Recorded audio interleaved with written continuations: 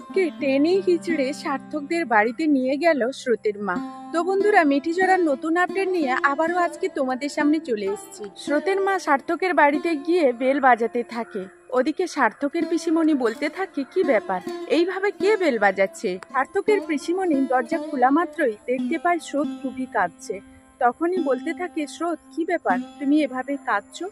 স্রোতের সঙ্গে স্রোতের মাকে দেখে সার্থকের পিসিমণি কিছুটা আন্দাজ করে ফেলে। তখনই স্রোতের মা বলতে থাকে, আমি এখানে সার্থকের বাবার সঙ্গে কথা বলতে এসেছি, উনি কি আছেন বাসায়? তখনই সার্থকের পিসিমণি বলতে থাকে, হ্যাঁ দাদা বাড়িতে আছে, আমি এক্ষুনি ডেকে দিচ্ছি, আপনি ভেতরে আসুন, বসুন। ওদিকে রায়ের বৌমণি বলতে থাকে, মা তোর বসে এমন কিছু বলে ফেলবেন না যাতে আমাদেরকে পরে পস্তাতে হয়। তখনই সার্থকের বাবা নেমে এসে বলতে থাকে, বলুন কি দরকারে এসেছে? আরে স্রোত, তোমার চোখ টোক খোলা, তোমার মুখ টুক শুকনো, কি হয়েছে মা? তখনই স্রোতের মা বলতে থাকে, আপনার আস্পর্ধা তো কম নয়, আপনি কোন অধিকারে আমার মেয়ের জীবনের সিদ্ধান্ত আপনি নিজে নিয়ে নিয়েছেন? আমি কি আমার মেয়ের জীবনটা আপনার নামে লিখে দিয়েছি? তখনই সার্থকের বাবা বুঝতে পেরে যায় ওদের গোপনে বিয়ের কথাটা বোধহয় স্রোতের মায়ের সামনে ফাঁস হয়ে গেছে। তখনই স্রোতের মা বলতে থাকে, আপনি আমার মেয়ের দিকে তাকিয়ে আছেন কেন? আপনি আমার দিকে তাকিয়ে কথা বলুন। তার থেকে বড় অন্যায় আপনি করেছেন যে এত বড় একটা ঘটনা আপনি আমার কাছ থেকে লুকিয়েছেন। এত বড় দুঃসাহস আপনাকে কে দিয়েছেন বলুন তো? হ্যাঁ আমি মানছি আপনি আমার মেয়েকে স্নেহ করেন, আর মেয়ের মুখে আপনার কথা প্রায় সময়ই শুনি। তা বলে এটা তো নয় যে আপনি যখন ইচ্ছে আপনার ছেলের সঙ্গে আমার মেয়ের বিয়ে দিয়ে দেবেন। আর তার থেকে বড় কথা হলো যে এত বড় একটা ঘটনা আমাদেরকে একবারের জন্য জানানোর প্রয়োজন মনে করেননি আপনি? সার্থকের বাবা বলতে থাকে, হ্যাঁ আমি মানছি যে আপনাদেরকে না জানিয়ে আমি অনেক বড় অন্যায় করেছি, কিন্তু ওরা যে একটা সিচুয়েশনে পড়ে ওরা বিয়ে করেছে সেই সিচুয়েশনটা কিন্তু নর্মাল ছিল না। আমিও ওদের বিয়ের কথাটা জানতাম না, ওরা যখন বিয়ে করে বাড়িতে ঢুকেছে তখন আমি জানতে পেরেছি। আর তার উপরে স্রোত যখন আপনাদের বাড়ির পরিস্থিতির কথা জানালো, ওইটা মাথায় রেখে আমি এই সিদ্ধান্ত নিয়েছি যে এই বিষয়টা আমি গোপন করে যাব। ওই কথা বলা মাত্রই স্রোতের মা বলতে থাকে, বাবা বিয়ের মতো এত বড় একটা জিনিসকে আপনি গোপন করে যাবেন আর সবকিছু এইভাবে চাপা পড়ে যাবে, তাই না? আপনি কি করে ভুলে গেলেন বলুন তো যে আমার মেয়ের এই ভিডিওটা ভাইরাল হয়ে যেতে পারে? আপনি সেটা জানেন? ওটা কলেজের সবাই জেনে গিয়েছে ওর আর সার্থকের বিয়েটা। আর আমি যদি খুব ভুল না হয়ে থাকি, ওই ভুলটাকে ধামাচাপা দেওয়ার জন্যই আপনি আমাদের বাড়িতে গিয়েছিলেন। তখনই সার্থকের বাবা বলতে থাকে, আমি কিছু ভুল করেছি বলে আমার মনে হয় না, আর আমি সব সময়ের জন্য স্রোতকে আমার ছেলের বউ হিসেবেই মানি, তাছাড়া ও আমার মেয়ের মতো। তখনই স্রোতের মা বলতে থাকে, মেয়ে তো নয়, দেখুন ওদের বিয়েটা গোপনীয়ভাবে হয়েছিল বলে যাতে সামাজিকভাবে ওদের বিয়েটা স্বীকৃতি পায়, সেই কারণেই ওই কথা ভেবেই আমি আপনাদের কাছে গিয়েছিলাম এর প্রস্তাব দিতে।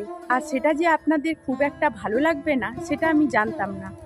যদি বুঝতে পারতাম তাহলে হয়তো বা সবার প্রথমে এই কথাটা আপনাদের কাছে বলার চেষ্টা করতাম। তো বন্ধুরা, এই ছিল মিঠিঝরা ধারাবাহিকের নতুন আপডেট। এই ধরনের নিত্য নতুন আপডেটগুলো পেতে আমার ভিডিওর সঙ্গে থাকো। তো বন্ধুরা, প্রত্যেক দিনই মিঠিঝরা গল্পের পাশাপাশি আমি আমার ডেইলি লাইফস্টাইল ব্লগ শেয়ার করি।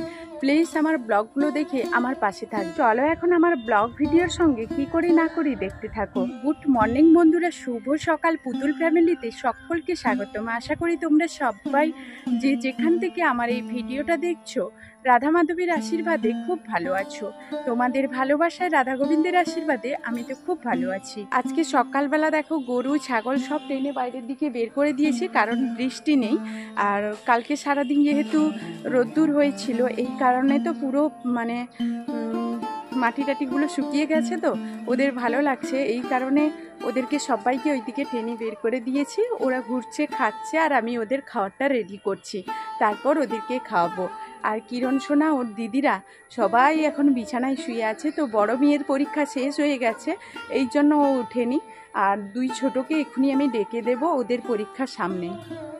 তো বাড়ির সব কাজ যেমন সকালবেলা শেষ করি, তোমরা তো আমার কাজগুলো জানো, আর শেয়ার করলাম না। তো ওগুলো শেষ করে নিয়েছি। এখনও কিন্তু গরুর দুধটা ধোয়ানো হয়নি।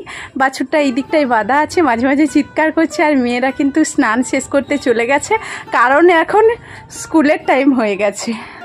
তো যাই হোক, চলো ওইদিকে কিন্তু রান্নার কাজও এগিয়ে নিচ্ছি, তোমাদের একটু দেখাই চলো।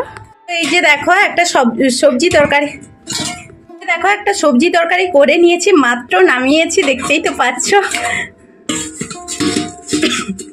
এদিকে আমার ভাতও হয়ে গেছে। এইদিকে দেখো আজকে কিন্তু ডাল বসিয়ে দিয়েছি, ডালটা হতে থাক। তো একেবারে কিন্তু ছুকে নিয়েছি এই জন্য, আর মুগ ডাল হচ্ছে। এইদিকে দেখো শাক কটা তুলে নিয়ে চলে এসেছি, এখনো দুটো শাক তুলতে যাব, তো তুলে নিয়ে এসে শাকটাকে ভাজবো। তো ওইদিকে তো দেখলেই রান্নাবান্নার কাজ এগিয়ে নিয়েছি। আরও একটা কাজ কিন্তু আজ থেকে আর করব না, ওই যে গোবিন্দ সেবা কালকেরই করে নিয়েছি, আর করব না, কারণ আমাদের জন্মাষ্টমী আবারও হয়ে গেছে। ওই কয়েকদিন আগে তোমরা শুনেছিলে না, তো আমার এক দেওরের মেয়ে হয়েছিল, আবার একজন দেওরের ছেলে হয়েছে। তো যাই হোক, ওরা আমাদের নিজেদের রক্তের মধ্যে, তো আর কালকেরই হয়েছে। কালকের ভুলবশত আমার কাছে খবর আসার আগেই আমি গোবিন্দ সেবা করে নিয়েছি।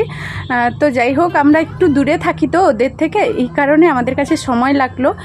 তো এমন কিছু দূরে নয় যে মোবাইলে বলতে হবে, পাশাপাশিই থাকি, তো জানতে পারিনি আসলে, কাজের তাগিদায় কেউ কারোর সঙ্গে ঠিক যোগাযোগ করতে পারিনি। আমি আগেও বলেছি যে আমাদের সঙ্গে কোনো গণ্ডগোল বা কোনো কিছু নিয়ে আমরা দূরে থাকি না, আমরা যে যার মানে আমরা যাইরা যে আমাদের সঙ্গে কারোরই সেরকম যোগাযোগ হয়ে ওঠে না যতক্ষণ না একটা অনুষ্ঠান হয়। কারণ আমরা সবাই, আমাদের বাড়িতে সবারই এরকম ছোটোখাটো ব্যবসা আছে, আর সবাই ব্যবসার মধ্যেই থাকে। তো যাই হোক, এই জন্য আমরা কেউ একে অপরের সঙ্গে সময় কাটাতে পারি না, যে যার কাজে সবাই ব্যস্ত থাকি।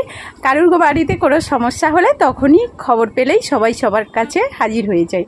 তো যাই হোক, এই জন্য আমাদের কিন্তু 1 মাস নিয়ম, তো জন্মাষ্টমীর জন্য কিন্তু ভগবান সেবা এখন হবে না।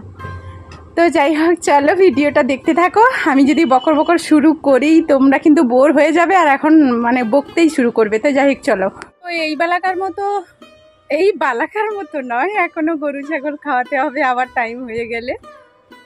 তো এখনকার মতো কাজগুলো মোটামুটি শেষ করেছি, রান্নাবান্না করে নিয়েছি, চলো তোমাদের দেখাবো। তো সেই কিছুই তো রান্না করেছি, আর কিছু নয়। আজকে সোমবার, আমাদের নিরামিষ, তো রান্না করেছি। আর ওইদিকে গরুর দুধও দুয়ে নিয়ে চলে এসেছি, দুধগুলো মেপে নেব, মেয়েকে যখন ছাড়তে যাব। মেয়ের আজকে স্কুলের পরীক্ষার শেষ দিন, আজকের পরীক্ষা হলেই শেষ হয়ে যাবে। তো যখন ছাড়তে যাব ওই দিক দিয়েই কিন্তু দুধটা দিয়ে আসবো। কিরণ কিন্তু চলে গেছে ওর বাবার কাছে। আর এখন যেহেতু রান্না বান্না করে নিয়েছি, তো বাড়ির কাজগুলো একটু গুছিয়ে নেব, মানে বাড়ির জিনিসপত্রগুলো একটু গুছিয়ে সব কিছু রেডি করে, এখনও যেহেতু সময় আছে, রেডি করে মেয়েকে ছাড়তে যাব। এলেই কিরণকে স্নান করাবো, খাওয়াবো, গরু ছাগল খাওয়াবো, নিজেরা খাবো। তো চলো। শাকটা ভেজে এখনো কড়াইতে থেকে গেছে, তো খুব তাড়াহুড়োর মধ্যেই আজকের কিন্তু রান্নাটা কমপ্লিট করে নিয়েছি। আর রান্নাটা এখন কিন্তু লঙ্কা তেল দেব, তো আজকের পেঁয়াজ পড়বে না। শাক ভাজাতে পেঁয়াজ দিলে, রসুন দিলে খুব ভালো হয়। আর এই যে তো ফুটিকের তরকারিটা, আর এই যে ডাল তোমরা দেখেছো, সঙ্গে তো ভাত আছে। তো যাই হোক, আজকে রান্নাবান্নার কাজ কমপ্লিট করেছি, আর এখন কিন্তু শুধু বাড়ি ঘরটা ঝাঁট দিলেই হলো। এই যে দুধ তো ধুয়ে নিয়ে চলে এসেছি।